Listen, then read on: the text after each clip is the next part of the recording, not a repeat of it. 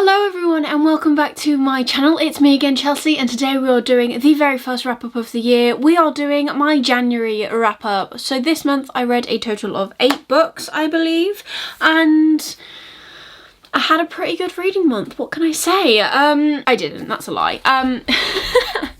So I felt rather slumpy throughout this whole month. I was hoping to read like at least 12 books, I think. If you saw my January TBR, I mentioned that I was taking part in the Among Us readathon and I did not win at all, but that's fine. We're just going to do a wrap up now of the books that I actually did manage to read, and I had a pretty good reading month. With regards to ratings, I don't feel as though I had a pretty good reading month. I got slumpy like in the middle, but somehow I still managed to read this many books, so I don't know. So let's get started. The first book I read in January was Girl Serpentthorne by Melissa Bashadaust, and I gave this 4 stars. I actually really enjoyed it, and I had quite a few people telling me that they didn't really enjoy it, that it was a very big disappointment, and I loved this book. I thought it was great. So in this book we are following a princess called Soroya. I really hope I'm saying that right, but she has been cursed with the power to kill anyone that she touches. So bare skin on skin contact, you're dead. That's it. And in this book we are following her, and she is just forgotten about by everyone, or no one really knows who she is. She is hidden away in one of the residences within the kingdom that the king visits. Like, he has like a summer court and a winter court and all that fun stuff. She's hidden in one of them, and she really loves gardening, and she seems like a really lovely girl. And I really enjoyed this story purely for the fact that there is a bit of romance in here, but there's also a lot of twists. So, you know, there is a female-female romance in here, briefly, kind of. I really love the fact, because I'm not a big romance reader, that it is more hinted at rather than like full on in your face. I think that's why I love this book so much. But yes, I really enjoyed this book. I would recommend it. First book of the month down. The second book I read in January, and my first 5 out of 5 star rating for 2021, was The Night Circus by Erin Morgenstern. Now, I've been meaning to read this book for almost a year now, I think, and I finally got to it and I absolutely loved it. So in this book we follow a whole multitude of characters, if I'm completely honest, and I think that's one of the things that I love the most about this. But the basis of this book is that there is a magical competition between 2 of our main characters, and they don't really know what the competition is, they don't really know where the competition is, it's just kind of one of those things. And then the venue is procured, and it is the Night Circus, and it is a circus that rocks up anywhere in the world, only opens at night. Oh, it's fantastic. Like, this book, I'm giving a rubbish description, as I do a lot of the time, but I just can't, I don't know, like, I love this book. There's magic, there's a magical competition, there's a night circus, there's illusions, there's intrigue and mystery. Like, there's so much. Like, read this. If you did not like Starless Sea, or you couldn't get into Starless Sea, read this one first. Don't let that put you off, because I tried to read the Starless Sea a while ago and I just couldn't get into her writing style. Nothing against the book, I'm sure it's great. I will be reading it again, I will be trying again, but I read The Night Circus because it is one of my friend's all-time favourite books. Like, she collects all of them, and I loved it. I just loved it. So yeah, if you've tried Starless Sea and you can't get into it, try Night Circus, and I'm hoping that by reading The Night Circus I'm now going to actually get on with her writing style, and I'll actually be able to finish Starless Sea, because I love the premise of it. It's so good. I just need to read it. But that's for another video. The next book that I finished in January was The Cousins by Karen M. McManus. I gave this 4 stars. I bloody loved this. I really like Karen M. McManus's books. I know a lot of people don't, or they find a lot of her plot twists like guessable, and some of them are, to be fair, I have to admit, but I still really enjoyed this. I really have a good time when I read her books. I just love it and her. She's amazing. In this book we are following the 3 story cousins, who are Jonah, Millie and Aubrey, and they all live very separate lives. They don't really get together as a family. All they know is that their grandmother disowned their parents and their Uncle Archer with literally a letter saying, "You know what you did." And that is it. They haven't heard from her since, until one day they all get invited to spend the summer at her resort to maybe make amends, we don't know. And this book is just full of twists and turns. I really enjoyed it. I loved getting to know the 3 characters. They were lovely. Like, there's a twist right at the beginning. Like, 1 or 2 of the twists I saw coming, but not all of them. The main plot twist I did not see coming. But I really enjoyed this book. I thought it was so good, and I recommend it. Just read Karen M. McManus. If you like YA thrillers, this is where you need to go. The 4th book I read in January was actually one that I would not have thought I would be reading, and that was The Sad Ghost Club by Lizzie Meddings. I gave this 4 stars. It is a graphic novel. It is adorable. So in this book, our main character is SG, and he gets invited to a party, and he agonises over the text about why he said yes pretty much for the first 50 pages of this book.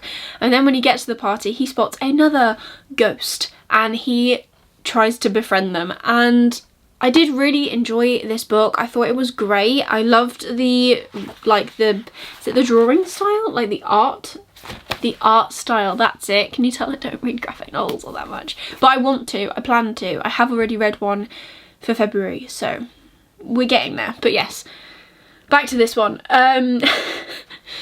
I really adored SG. The things that is mentioned throughout this book from him, you can understand, like, this is perfect for people who are in school, college, that sort of thing, because he's worried about what he's going to do with the rest of his life. His grades mean everything to him. But Socks was a bit meh in this. Some of the things Socks was saying I didn't agree with. Yeah, but overall I thought it was a really adorable read.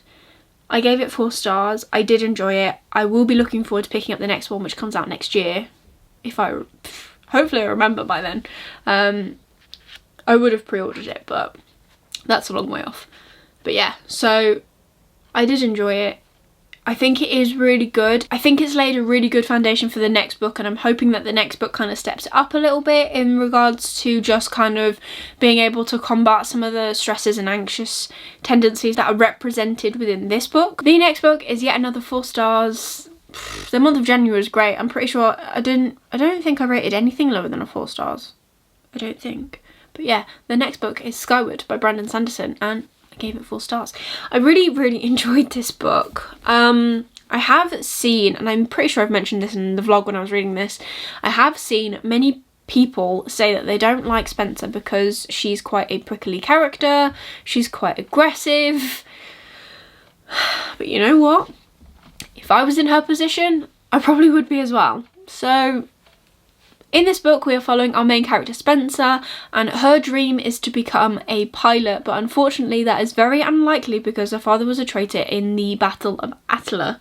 Pretty sure that's what it's called. I might have got that wrong. But it was a really big battle that took place on her home planet. So humanity have crash landed onto this planet 60 something years ago, and they are fighting the aliens that they call the Krell, and the only way for them to battle the Krell is to get into spaceships and fly up and meet them in the sky and battle them up there. As I said, her dream is pretty unlikely until the Krell start doubling up their attacks, and this gives her the chance to go into the sky. I loved this book. I think the relationships in this book, as in like friendships and stuff, are amazing because she joins the pilot school where they train, not in the sky but in like really cool pods, like kind of simulation pods, which sound amazing. And they are sorted into flight crews. The bonds that are formed within the flight crew is absolutely amazing. I loved it. The dynamics were awesome because they're believable. Like, they're how I would imagine you would form bonds within normal everyday military, that kind of thing, because not only are they forming bonds because they have to, they are forming bonds over loss and grief and all sorts of things, and I thought that was really well done. Again, 4 stars for this book. I recommend it. I cannot wait to get onto the sequel. I need to fit it in somewhere. I need to know what happens, but I'm also trying to eke it out because I don't know when the next book is coming out. Probably next year, hopefully this year. That would be pretty cool. But yeah, I recommend this book. If you love spaceships and intrigue and just sassiness, read this book. Brandon Sanderson is amazing. I can understand why everyone loves him, and I'm really glad that I started with this series before I got into Mistborn and that sort of thing, because this is a lot smaller.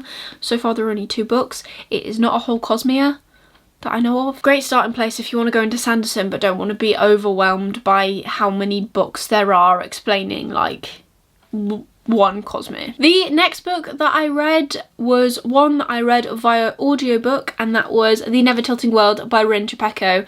I tried to read this back in September physically and I just could not get on with it. I don't know what it was, but I tried the audiobook this month and it just worked. It worked so much better. I fell in love with some of the characters in this book because the actors just did them so much justice. But we are following two goddesses from two separate halves of the world as they travel to try and make the world better, pretty much. Because years ago there was something called the breaking and something went wrong which caused the earth to stop spinning, so half the world is constantly in water and darkness and ice, and the other half of the world is constantly in sunlight and is a desert. And I don't know what it was, like there was one character, which is one of the goddesses, that I just could not get behind. I just did not like her. She was annoying, she was gripey, I just wanted to put her head through a wall, and I don't know if that was just me, but the other goddess I loved. Heidi is amazing, she has my heart. Arjun, who travels with her, they are both from the desert half of the world. They both have my heart. I love them both dearly. I just want the best for them. So I cannot wait to see what happens in the sequel. I have it. I'm pretty sure I've already bought the audio book from Audible. I just want to know how it ends, really. I can't wait to figure out what comes next. And the last two books that I finished in the month of January, I finished both on the final day of the month, and the first one was The Obelisk Gate by N.K. Jemisin. I've been buddy reading this series with my friend on Twitter. I am loving this series. I gave this 4 stars yet again. It is the second book in the trilogy. I don't really know what I can say really, because if I say anything it spoils the whole first book. But I'm loving the characters in this. There is heartbreak in this book, like serious heartbreak. I don't really know what to say. Like, read the series. If you like adult fantasy with a really in-depth magic system and just like intrigue and a lot of world building, this is your series. I really enjoyed it. I thought it was great. I can't wait to finish it this month. I'm so excited. It's really sad, but I can't wait to see how it ends. And me and my friend have also already decided what trilogy we're going to read next. I'm so excited. Yes. The final book that I read in the month of January was actually a 5 stars, finishing the month off strong, and that was The Devil and the Dark Water by Stuart Turton. I said it right. If you watch the vlog, my weekend reading vlog, I actually kind of swapped these around. I think I finished this one first, then this one. If you watch the weekend reading vlog, I'll link it up here.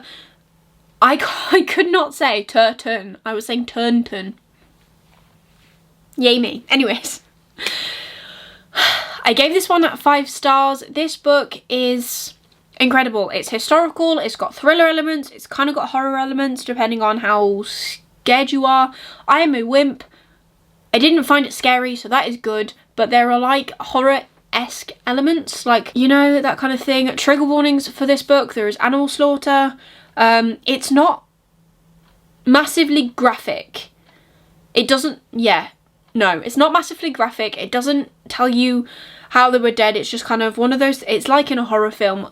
They're facing one way and the next minute they hear a noise, they turn around and there's dead animals. So if that is something that you do not like, please bear that in mind when you go into this. There is, what other trigger warnings are there? There are some abusive relationships, in both the mental, like mental abusive, physical abusive, sexual abusive, but that part of it is, again, it's not massively graphic. It is probably a page at most. This book is set in the 1600s, so it is set when powerful men are looking for male heirs, and there is a marriage within here, which is the Governor General and his wife. And yeah, he is not a very nice man to her at all, and it is their relationship, and there is a part on the ship between them two that is just, it's not okay. But it's also not too graphic, if that makes sense. Yeah, I'm quite squeamy about stuff like that, and I didn't find it too bad. Like, it's not that I couldn't get through it. So it's a really long-winded way to say that trigger warning. I don't know if that makes any sense, but yes, I do recommend this book. Just keep those things in mind. Like I said, this is set in the 1600s. We literally spend the whole book on a boat, which is awesome.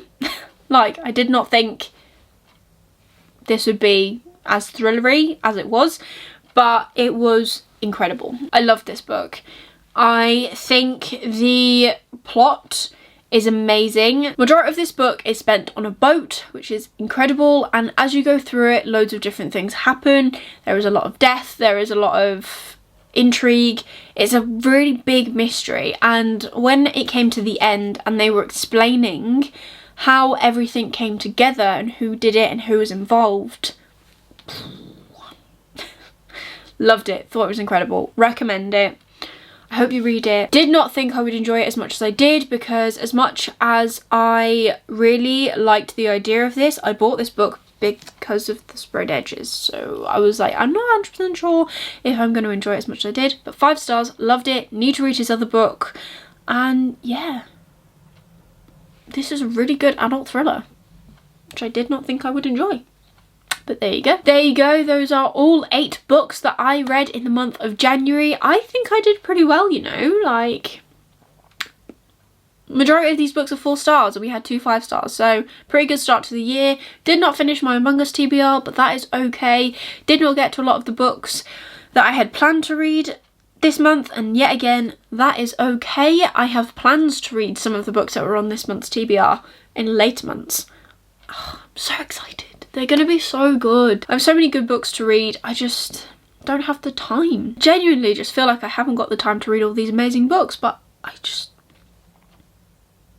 love it. Hopefully February will be yet another good reading month, and I will carry on with this greatness. Like, if I could read 8 books again this month, and it's the shortest month of the year, that's pretty good going, I guess. But that is everything for today's video. Please give it a like if you liked it. It really supports me and my channel. Leave me a comment down below. How many books did you read this month? Did you enjoy what you read? And if you enjoyed watching me, please consider subscribing down below and ringing the bell so you get notified every time I upload new content.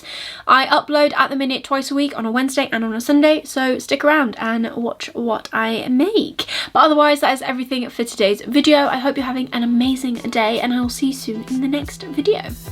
Bye!